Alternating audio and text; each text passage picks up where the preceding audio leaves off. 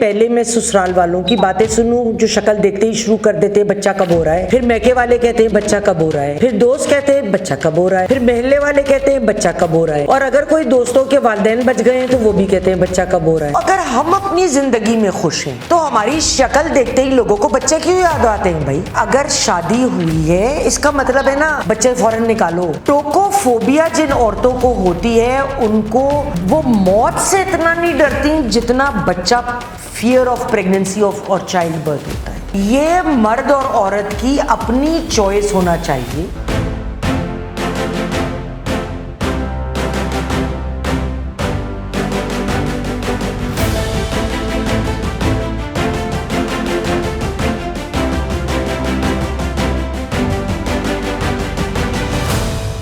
السلام علیکم ناظرین، پروگرام یاسمین کی بیٹھک کے ساتھ ہوں آپ کی میزبان عفیفہ راؤ اور میرے ساتھ موجود ہے میڈم یاسمین آفتاب علی صاحبہ۔ السلام علیکم میم۔ وعلیکم السلام۔ میم، ہم نے بچوں کے حوالے سے اور پیرنٹس کے حوالے سے بہت سے ویلاگس کیے جن میں آپ نے بہت زبردست قسم کا ڈیٹا بھی اپنا شیئر کیا اور انالیسس بھی دیا، لیکن ایک چیز جو آج کل سوسائٹی میں بہت زیادہ دیکھنے میں آ رہی ہے وہ یہ ہے کہ بہت سی فیملیز ایسی ہوتی ہیں جن کے بچے نہیں ہوتے، لیکن کچھ پیرنٹس بھی ہوتے ہیں جو شاید اپنی کچھ ذاتی وجوہات کی بنا پہ فار دا ٹائم بنگ بچے پیدا نہیں کرنا چاہتے، تو لیکن ہماری سوسائٹی میں ان کو بہت عجیب طرح سے دیکھا جاتا ہے۔ تو اس حوالے سے آپ کیا کہیں گی؟ آپ کا کیا جو ہے وہ انالیسس ہے کہ اس طرح کی صورتحال میں بینگ اے سٹیزن ہمیں کیا کرنا چاہیے؟ عفیفہ، جب ہم نے اوور پاپولیشن پہ پروگرام کیا تھا تو ایک صاحب نے مجھے اپروچ کیا اور اپنی کہانی سنائی، اور انہوں نے مجھ سے بہت ریکویسٹ کی کہ میڈم اس پروگرام کو، اس ٹاپک کو بھی آپ اٹھائیں۔ انہوں نے مجھے بتایا کہ وہ اور ان کی بیگم، ہم ان کو اشر بلا لیتے ہیں، 5 سال شادی کو ہو گئے، بچے نہ ہو پائے، وہ باہر ہیں، اور بیوی کو 1.5 سال ہو گیا ہے وہ پاکستان نہیں آئی، نہ وہ آنا چاہتی ہے۔ وہ کہتی ہیں پہلے میں سسرال والوں کی باتیں سنوں جو شکل دیکھتے ہی شروع کر دیتے ہیں بچہ کب ہو رہا ہے، پھر میکے والے کہتے ہیں بچہ کب ہو رہا ہے، پھر دوست کہتے ہیں بچہ کب ہو رہا ہے، پھر محلے والے کہتے ہیں بچہ کب ہو رہا ہے، اور اگر کوئی دوستوں کے والدین بچ گئے ہیں تو وہ بھی کہتے ہیں بچہ کب ہو رہا ہے۔ تو مطلب ایک آپ کا مکمل فوکس ہر ایسپیکٹ سے ایک کپل کی لائف سے چھوڑ کے آپ اتنے کسی کے نجی معاملے میں دخل اندازی دے رہے ہیں جو آپ کا حق نہیں ہے۔ اور تو اور انہوں نے مجھے کہا کہ میری بیوی جب پاکستان میں تھی اس نے اپنا ٹیسٹ کرایا تو اس میں کوئی ایشو نہیں تھا، تو جب میں ادھر آ گیا تو میرے تایا نے مجھے پیغام بھیجا کہ تم اپنا سپرم ٹیسٹ کراؤ اور مجھ کو اس کی رپورٹ بھیجو۔ اب ہی سیڈ کہ میم یہ کہہ رہے ہیں کہ وہ مطلب ان کی اس میں پرسنل میٹر میں انٹرفیئر کر رہے ہیں، اور یہ دیکھیں ہم لوگ عموماً کرتے ہیں، ہم لوگوں کا کام یہ ایک بہت گہرا سوال ہے میرا ان لوگوں سے، محلے والے ہیں، دوست ہیں، کوئی بھی لوگ ہیں، کہ ہر ایک کی ایک پرسنل لائف ہے۔ ہو سکتا ہے کوئی شخص اللہ کی طرف سے دیر ہے اور کوئی اس کا مسئلہ نہیں ہے، لیکن آپ کیوں پوچھ کے کرید رہے ہیں؟ مطلب آپ کی actually you need a life. آپ ہر ایک کے معاملات میں دخل اندازی کریں گے یا ہمارے معاملات میں کوئی کرے تو ہمیں اچھا نہیں لگے گا۔ تو اس قسم کی بات چیت کرنا اور ہر وقت اس معاملے کو اٹھانا۔ دوسرے عفیفہ، مجھ سے ان صاحب نے ایک سوال پوچھا، کہنے لگے کہ میڈم عموماً اب تو بچے جہاں نوکریاں ہوتی ہیں وہاں چلے جاتے ہیں، وہ دور تو ختم ہو گیا کہ وہ ماں باپ کے ہی پاس بیٹھیں اور وہیں پہ اپنی روزی روٹی کمائیں۔ خاص کر آپ کو پتہ ہے پاکستان میں جو حالات ہیں اس وقت، بہت لوگ باہر جا رہے ہیں، برین ڈرین بہت ہو رہا ہے، اکثر لوگوں کے بچے باہر ہوتے ہیں۔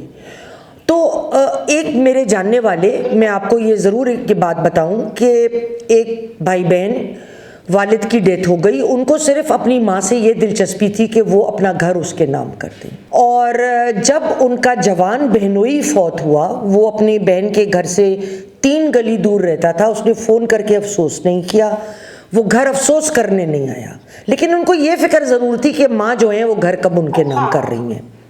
اب جب اس قسم کے میں قصے سنتی ہوں اور یہ حقائق مجھے پتہ چلتے ہیں، اس کا تو مجھے پرسنلی علم ہے اس معاملے کا، کہ کبھی وہ اتنے برسوں میں کبھی بیچ میں ایک دم جوش ہوتا ہے تو کبھی کبھار سنڈے کو چکر لگا لیا, آگے پیچھے کدھر ہیں کدھر نہیں ہے, ماں کس طرح گزارا کر رہی ہے یا کن حالوں میں پتہ ہی نہیں, نہ رابطہ ہے نہ کچھ اور. تو پھر اس بندے نے مجھ سے یہ پوچھا, اشر نے, کہ میم جو لوگ اس طریقے سے ماں باپ کی نافرمانی کرتے ہیں, ان کے حقوق کی ادائیگی میں کوتاہی کرتے ہیں, ایسی اولاد کا فائدہ بتائیں. اور ضروری نہیں ہے کہ وہ اولاد کے ماں باپ کی غلطی ہو. اکثر آپ دیکھیں وہی ماں باپ 2 یا 3 مختلف بچوں کو, وہی ماں باپ ہیں جو تربیت دے رہے ہیں, مگر وہ ایک دوسرے سے کس قدر مختلف ہو جاتے ہیں بچے. دوسری چیز دیکھیے یہ ہے کہ اگر یہ اشر نے مجھے بڑی اچھی بات کی, کہنے کا میڈم میں نہ ایڈاپشن چاہتا ہوں, اور اگر بچے بھی نہ ہوں تو مجھے کوئی فکر نہیں ہے. I love my wife, my wife loves me, اور ہمارا کوئی یہ مسئلہ نہیں ہے کہ میں کہیں دوسری شادی کروں یا وہ نہ خوش ہے. ہماری بڑی انریچڈ اور فلفلنگ لائفز ہیں. تو اگر ہم اپنی زندگی میں خوش ہیں تو ہماری شکل دیکھتے ہی لوگوں کو بچے کیوں یاد آتے ہیں بھائی. دوسری چیز جو میرے ذہن میں اس سبجیکٹ کے متعلق آتی ہے کہ اگر آپ کا بچہ نہیں ہو سکتا کسی کا, تو لوگ جو ہیں وہ آرام سے کوئی یتیم خانے سے بچہ گود بھی لے سکتے ہیں, یہ ایک آپشن ہے. اور آپ ایک بچے کو جس کی لائف بہت بری گزرے ادروائز, آپ اس کو ایک بہترین لائف دے سکتے ہیں. اس میں ہماری جو ایک کچھ لوگوں کی سوچ ہے کہ نہیں, یا تو لینا ہی ہے تو رشتہ داروں سے دو, پتہ نہیں کس کا خون ہے, اپنا خون تو نہیں ہوگا.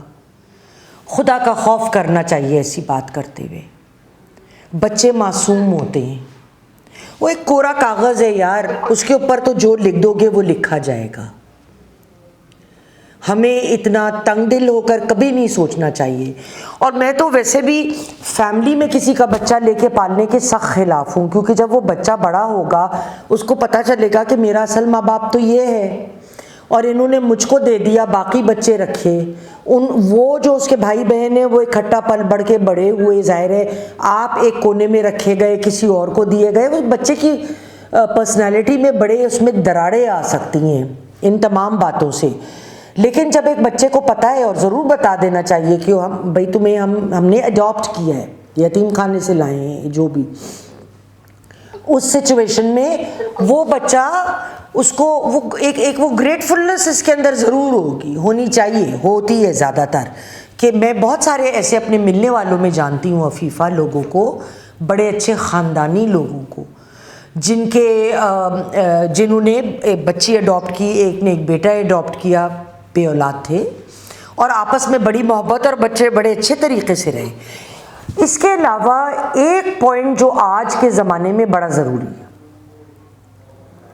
ہم بہت دفعہ یہ باتیں کرتے رہے کہ لڑکیاں جو ہیں وہ کریئر اورینٹڈ ہیں, وہ شادی ہر کسی ایسے شخص سے نہیں کرنا چاہتی جو کریئر کی راہ میں رکاوٹ آئے.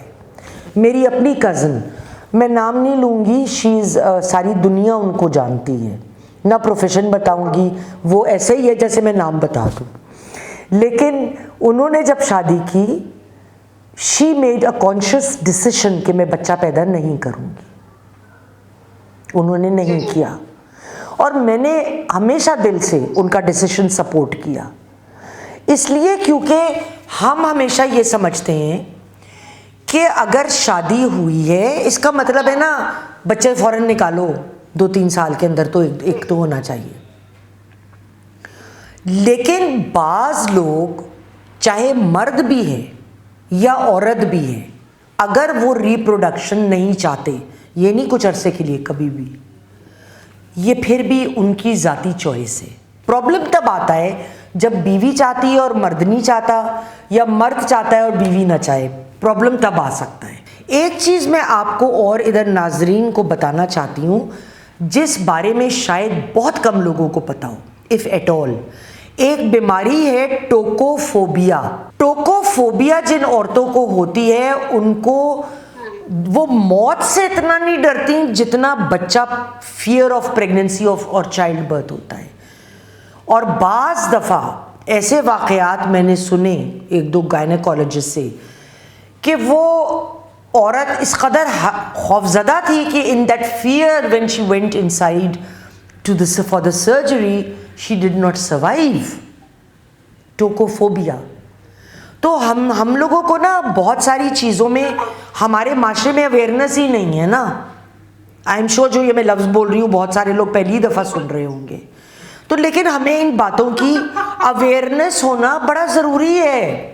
اگر فرض کریں مرد میں کوئی کمی اور وہ بچہ نہیں پیدا کر سکتا, باپ نہیں بن سکتا, تو ہم کہتے ہیں کہ ٹھیک ہے یار تو کیا ہوا, عورت سہار لے. لیکن اگر عورت میں کمی ہے, او بھائی دوسری شادی تو 24 گھنٹے گزرنے سے پہلے کر لو, کمبخت بانجھ ہے, ہم اس کو انسان سمجھنا بند ہو جائیں گے. یہ مرد اور عورت کی اپنی چوائس ہونا چاہیے, اس میں کسی تیسرے شخص کا.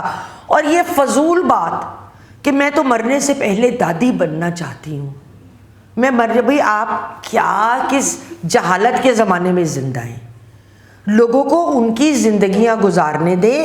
اگر آپ کی قسمت میں ہے, آپ یقین کریے عفیفہ, ایک میری بہت پیاری اسکول کی دوست, اس کے 22 سال اولاد نہ ہوئی شادی کے, اور ڈاکٹرز نے جواب دے دیا تھا,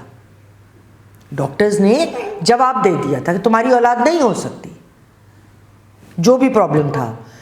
عفیفہ 23ویں سال شادی کے اس نے کوئی علاج نہیں کرایا, دے ہیڈ گیون اپ. اس کی اولاد ہوئی پرفیکٹلی نارمل, لڑکا ہوا اور بہت پیارا بچہ. اور جن ڈاکٹرز کو جن کو پتا تھا یہ, وہ حیران کہ آپ کا تو یہ میڈیکل ایشو تھا, یہ ہوا کیسے معجزہ, یہ ہو نہیں سکتا تھا. تو دیکھیے دوسرا, میری ایک اور دوست وکیل ہیں بہت بڑی, انہوں نے ڈیورس لے لی. اس وقت بھی ان کے بچہ پیدا کرنے کی عمر تھی, شادی کر لیتی تو کر سکتی تھی, لیکن نہیں کی انہوں نے شادی. اور اتنی محبت ہے ان کے اپنے نیفیو اور نیسز کے ساتھ کہ وہ بڑے اچھے طریقے سے وہ ان کو ماں کی طرح ٹریٹ کرتے ہیں. ان کی ذرا طبیعت خراب ہو جائے تو سب آ کے گھر میں ہوں گے, 2 ٹھہر جائیں گے رات کو, 1 دن میں ڈیوٹی ڈاکٹر ہے کوئی تو کر کے آ جائے گی کہ اکیلی نہ رہے خالہ. تو ہمیں اپنی زندگیوں کو دیکھیں پلیز. ہم سب کے اپنے اپنے مسئلے بہت ہیں. عفیفہ آپ کے گھر میں بھی ہوں گے, میرے گھر میں بھی ہیں یار, ہر ایک کے ہیں. ہم اپنا مسئلہ ہینڈل کر لیں. یہ خواہ دوسرے لوگوں کی زندگیوں میں کسی کو کچوکا دے کے انجوائے کرنا, میں تو یہ سمجھوں گی. تو پتہ کیا ہے, یا تو آپ کو دماغی ڈاکٹر کی ضرورت ہے, اور you need a life, you have nothing better to do. بالکل صحیح کہا یاسمین صاحبہ آپ نے کہ اس طرح سے کسی بھی انسان کی زندگی میں دخل دینا یا اس سے مزے لینا جو ہے وہ بحیثیت انسان جو ہے وہ آپ کو زیب نہیں دیتا. تو اس لیے ہمیں چاہیے کہ ہم اپنے رویوں پہ غور کریں تاکہ دوسروں کی زندگی کو بھی مشکل نہ بنائیں اور اپنی زندگی بھی سہولت کے ساتھ گزار سکیں. آج کے ویلاگ کے لیے اتنا ہی. ویڈیو آپ کو پسند آئی ہو تو لائک اور شیئر ضرور کیجیے گا. کمنٹ سیکشن میں ہمیں اپنی رائے سے آگاہ کرنا مت بھولیے گا. انٹل دی نیکسٹ ٹائم, اللہ حافظ.